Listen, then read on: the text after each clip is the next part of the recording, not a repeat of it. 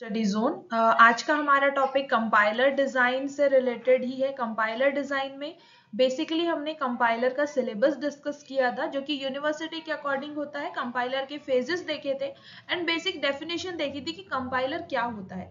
तो जैसे कि आपको बेसिक कॉन्सेप्ट प्रीवियस लेक्चर से क्लियर हो गया होगा कि कंपाइलर एक हाई लेवल लैंग्वेज को लो लेवल लैंग्वेज या मशीन लैंग्वेज में कन्वर्ट करने का काम करता है। जैसे कि ये एक लैंग्वेज ट्रांसलेटर है, सेम ऐसे ही इंटरप्रेटर भी होता है और असेंबलर भी होता है। तो आज हम इसी के बारे में समझेंगे कि कंपाइलर, असेंबलर और इंटरप्रेटर क्या होते हैं, इन तीनों में क्या डिफरेंस है और हम मोस्टली कंपाइलर का क्यों यूज करते हैं।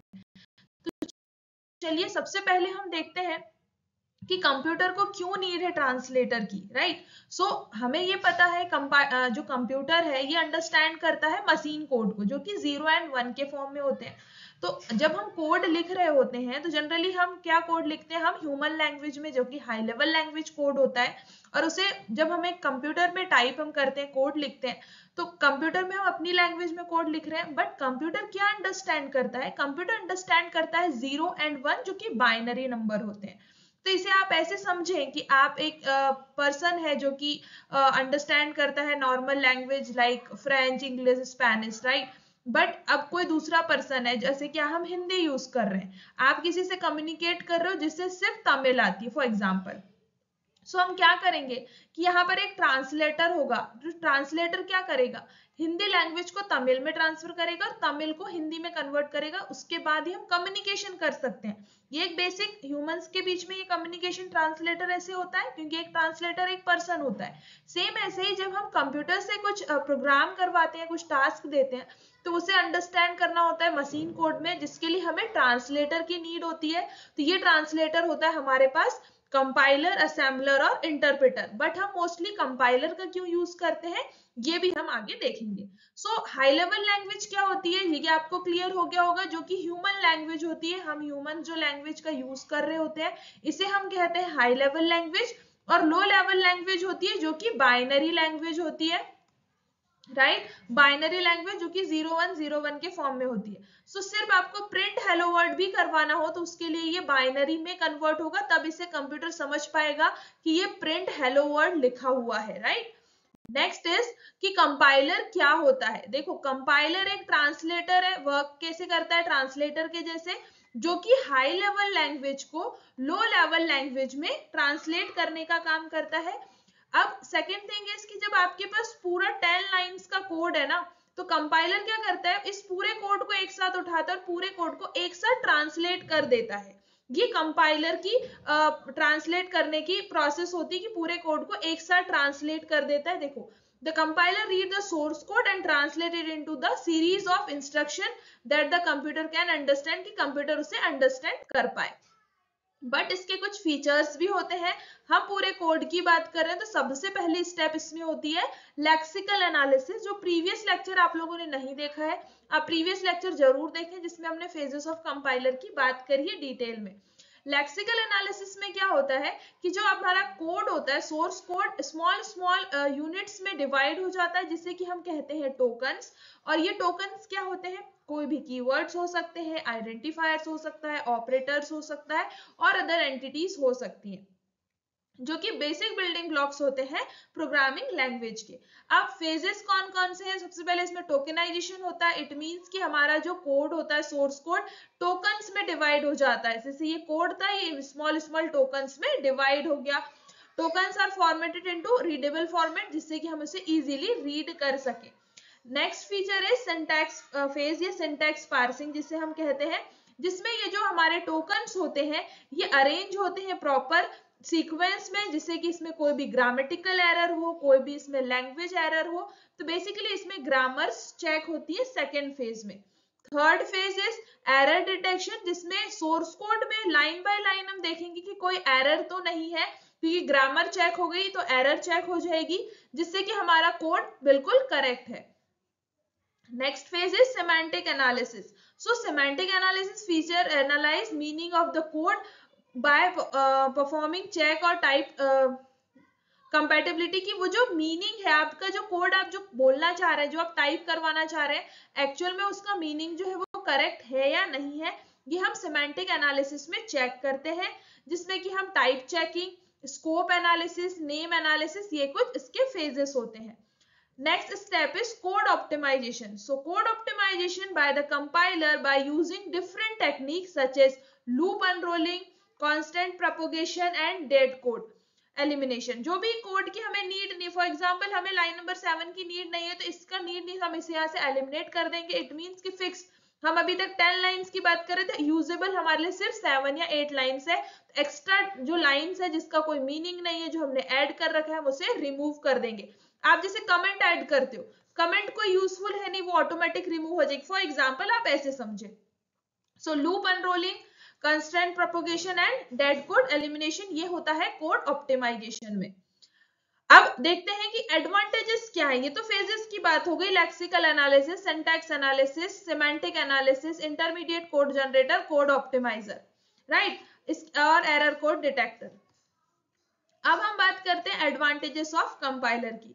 सो compiler typically produce faster code than interpreter. Interpreter के कंपैरिजन में ये कोड फास्ट करता है, ठीक है. इसमें जो भी हम compiler optimise the code resulting faster execution speed. Compiler detect error in the source code at compile time, जो कि हमारा टाइम सेव करता है, हम पहले ही एरर डिटेक्ट कर लेते हैं. डिसएडवांटेजेस ऑफ कंपाइलर की ये लॉन्ग टाइम प्रोसेस होता है इसमें, क्योंकि हम पूरे कोड को एक साथ ट्रांसलेट करते हैं, specially for large program, special cases में, right. Compiler can be more difficult to write than interpreter, क्योंकि इंटरप्रेटर में हम लाइन बाय लाइन, अभी हम इंटरप्रेटर समझेंगे, line by line code read होता है, इसमें हमारा पूरा एक साथ कोड कन्वर्ट होता है. ओके, अब बात करते हैं इंटरप्रेटर क्या होता है. देखिए अभी तक हम बात कर रहे थे कंपाइलर की, बट और भी लैंग्वेज ट्रांसलेटर होते हैं, जैसे कि मैंने आपसे कहा था, असेंबलर भी होता है, इंटरप्रेटर होता है और कंपाइलर होता है. तो हम मोस्टली कंपाइलर का यूज करते हैं, जो कि लैंग्वेज ट्रांसलेटर. अब हम समझते हैं इंटरप्रेटर क्या होता है.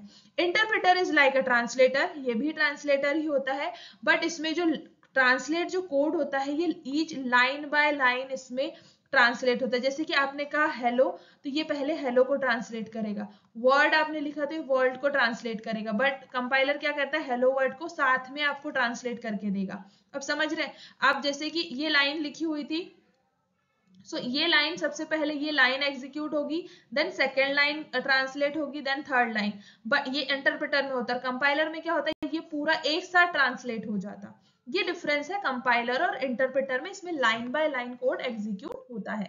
फीचर्स की बात करें तो read and execute, dynamic typing, debugging and portability, ये इंटरप्रेटर के कुछ फीचर्स हैं, ठीक है. इसमें देखो read and execute, code line by line read होता है, देन एग्जीक्यूट होता है, और फिर immediate after translation and instance execution facility, की आप line by line, first line execute हुई, देन सेकेंड लाइन, किस टाइप से इसमें कोड ट्रांसलेट होता है. एडवांटेजेस की बात करें तो interpreter run code quickly because they do not need to compile the code into machine language, क्योंकि ये सिर्फ ट्रांसलेट करते जा रहा है, इसमें पूरे कोड को कंपाइल करने की नीड नहीं है. फर्स्ट लाइन इसका ट्रांसलेटर, सेकेंड लाइन इसका ट्रांसलेटर, राइट. डिसएडवांटेजेस क्या है, अब इसमें प्रोसेस स्लो हो जाएगी. आप एक साथ कोड को ट्रांसलेट कर रहे थे, स्पीड फास्ट थी, बट जब एक एक लाइन, अब आपका 100 लाइन का कोड है, तो इसमें कितना ज्यादा टाइम कंज्यूमिंग होगा. तो ये इसका डिसएडवांटेजेस ऑफ इंटरप्रेटर आएगा यहाँ पर. Next is assembler. अब इंटरप्रेटर समझ लिया हमने कि इसमें line by line code execute हो रहा था, कंपाइलर में पूरा कोड एक साथ एग्जीक्यूट हो रहा था, यहाँ पर लाइन बाय लाइन हो रहा है. असेंबलर में क्या होता है, हम असेंबली लैंग्वेज का ही यूज करते हैं. इन दोनों में तो हाई लेवल लैंग्वेज का ही यूज हो रहा था, जो कि मशीन लैंग्वेज में कन्वर्ट कर रहे थे, हाई लेवल लैंग्वेज से मशीन लैंग्वेज में. बट असेंबलर में सिंबॉलिक लैंग्वेज का यूज होता है, जैसे आपने देखा होगा ऐड, सम, ठीक है, डिवाइड. तो इस टाइप से आप देखा होगा शॉर्टकट कीज, या फिर असेंबलर जो होता है वो असेंबली लेवल लैंग्वेज का यूज करता है. So assembler is a tool that deal with the lowest level of programming, that is assembly language. Assembly language is a human readable representation of machine code instruction, जिसे human भी read कर सकते हैं इस language से. Add machine भी समझ रही, ह्यूमंस भी समझ रहे हैं, okay. So in this analogy, assembler are like a translator. They take the assembly language code that we write and translate it into machine code, machine level language, जिससे कि computer उसे अंडरस्टैंड कर सकता है. फीचर्स की हम बात करें तो जैसे कि मैंने आपसे कहा, इसमें सिंबॉलिक रिप्रेजेंटेशन होता है जिससे कि कंप्यूटर उसे इजीली अंडरस्टैंड कर पाता है, और जो असेंबली लैंग्वेज होती है, जो सिंबल रिप्रेजेंटेशन होता है, उसे ह्यूमन भी इजीली अंडरस्टैंड कर पाते हैं. डायरेक्ट मैपिंग होती है, मैक्रो प्रोसेसिंग होती है एंड लो लेवल कंट्रोल होता है, क्योंकि इसमें हम जो लैंग्वेज का यूज कर रहे हैं वो दोनों ही इजीली अंडरस्टैंड कर पाते हैं. एडवांटेजेस की हम बात करें तो assembler produce the most efficient code because they are closer to machine code. क्यों? क्योंकि आपने जो कोड जो लिखा है असेंबली लैंग्वेज में, उसे ह्यूमन भी अंडरस्टैंड कर पा रहा है और मशीन भी वन टाइम में अंडरस्टैंड कर पा रही है और जस्ट उसे कन्वर्ट कर रही है मशीन कोड में. तो ये इजी हो जाता है और ये मोस्ट इफिशिएंट भी होता है. बट डिसएडवांटेजेस भी है कि assembler are already low level language which means that they are more difficult to learn and use than high level language. अब आप इसमें बेसिक ऑपरेशन आप ऐड, सम, रिमूव, इस टाइप से मूव, ये सभी यूज कर पा रहे थे, बट आपको जब लार्ज प्रोग्राम, लार्ज टास्क की बात होगी तो ये ह्यूमन के लिए पॉसिबल नहीं होता है. इसलिए ये थोड़ा सा इसका डिसएडवांटेजेस जाते हैं कि हम इसे कंटिन्यू नहीं कर पाते हैं और जनरली हम कंपाइलर का ही यूज करते हैं. देखो अभी हम आगे बात करेंगे कि ये तीनों जो आपके लैंग्वेज ट्रांसलेटर है, असेंबलर, इंटरप्रेटर और कंपाइलर, हम कंपाइलर का ज्यादा क्यों यूज करते हैं अब आपको आई थिंक क्लियर हो रहा होगा. असेंबलर में हम सिंबॉलिक लैंग्वेज का यूज करते हैं जिसमें हर एक टाइप का प्रोग्राम करना पॉसिबल नहीं है. Assembler can not be use to write all type of programs, कि हम हर टाइप का प्रोग्राम नहीं कर सकते हैं.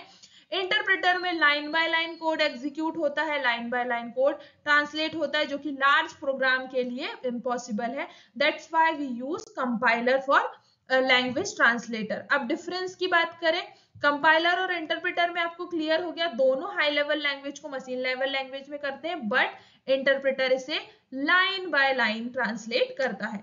दोनों ही हाई लेवल लैंग्वेज को सोर्स कोड में कन्वर्ट करते हैं मशीन कोड में. हाँ, कंपाइलर फास्टर होता है. क्यों? क्योंकि यहाँ पर line by line code execute हो रहा है, यहाँ पर पूरा एक साथ होता है. एक साथ होने की वजह से ये एक्यूरेट भी होता है, बट फ्लेक्सिबिलिटी की हम बात करें तो वो कम होती है एज कंपेयर टू इंटरप्रेटर. और एरर हम पहले ही डिटेक्ट कर ले रहे हैं क्योंकि हमारे पास स्टेप बाय स्टेप्स हम प्रोसेस करते हैं, lexical analysis, semantic analysis, error detector. That's why हम पहले ही इसमें एरर को डिटेक्ट कर लेते हैं, जो कि इंटरप्रेटर में कब डिटेक्ट होती है, प्रोग्राम जब रनिंग कंडीशन में होता है. अब असेंबलर और कंपाइलर में क्या डिफरेंस है? तो compiler already high level language को मशीन में कर रहा था, बट ये असेंबली लैंग्वेज को मशीन में कर रहा है. इसमें भी असेंबली लैंग्वेज सोर्स कोड होता है, इसमें हाई लेवल लैंग्वेज का सोर्स कोड होता है. दोनों ही ट्रांसलेट करते हैं मशीन लैंग्वेज में, but assembler specific hardware platform के लिए होता है, but it can not be use, it can be use multiple hardware platform. Speed की बात करें तो ऑब्वियसली असेंबलर फास्ट होता है, एक्यूरेसी भी हाई होती है, but flexibility as compare to compiler थोड़ी लो होती है. तो ये बेसिक डिफरेंस है असेंबलर एंड कंपाइलर में, और प्रीवियस हमने देखा कंपाइलर और इंटरप्रेटर में. Now why is a compiler better than assembler and interpreter, right? तो in terms of efficiency, right, performance, portability, debugging and security. तो ये बेसिक टर्म्स हैं जिनकी बेसिस पर हम देखें तो असेंबलर और इंटरप्रेटर के कंपैरिजन में कंपाइलर मोस्ट एफिशिएंट होता है, जिसका हम मोस्टली यूज करते हैं. तो ये था बेसिक कॉन्सेप्ट कंपाइलर से रिलेटेड. कंपाइलर एग्जैक्टली क्या होता है? Language translator. और भी लैंग्वेज ट्रांसलेटर होते हैं जिनका हम यूज अब नहीं करते हैं, हम मोस्टली कंपाइलर का ही यूज करते हैं. बट जब आप कंपाइलर डिजाइन सब्जेक्ट पढ़ रहे होते हैं तो आपको पूरा डिटेल में पता होना चाहिए कि कंपाइलर में और कौन कौन से कॉन्सेप्ट हैं. वीडियो अच्छा लगा है तो इसे शेयर कर दीजिए अपने सभी फ्रेंड्स के साथ. आप टेलीग्राम ग्रुप भी ज्वाइन कर लीजिए जहां पर आपको नोट्स भी मिल जाएंगे. आप इंस्टाग्राम पर भी देख सकते हैं, कंप्यूटर स्टडी जोन पर आपको डेली बेसिस पर लेटेस्ट इंफॉर्मेशन जो है वो आपको मिलती रहेगी. टेलीग्राम ग्रुप पर आपको नोट्स मिलते रहेंगे और यूट्यूब पर आपको कंटिन्यूअस लेक्चर्स मिलते रहेंगे. Thank you.